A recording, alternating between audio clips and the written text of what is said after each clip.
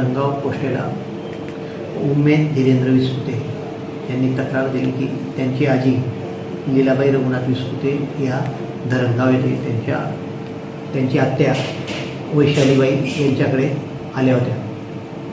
वैशालीबाई यांचा मुलगा तेजस विलास पोद्दार याला शेअर मार्केटिंग करण्याची किंवा शेअर ट्रेडिंग करण्याची सवय होती.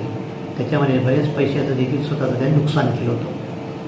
त्याची आजी या इथे आल्यामुळे आजीने तिच्यामागे तगादा लावला होता की का रे बाबा का तू पैसे उडवतो ते करतो.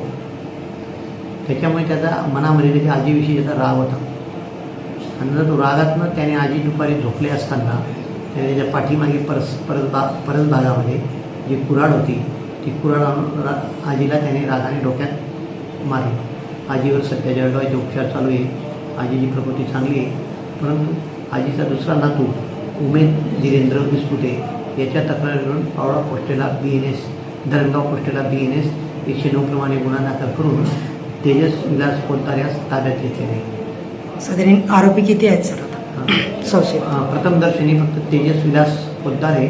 त्याच्या घरातीलच व्यक्ती आहे, आजी आहे. त्याला सखोल चौकशी केली. चौकशीअंती त्याने गुन्ह्याची कबुली दिलेली आहे.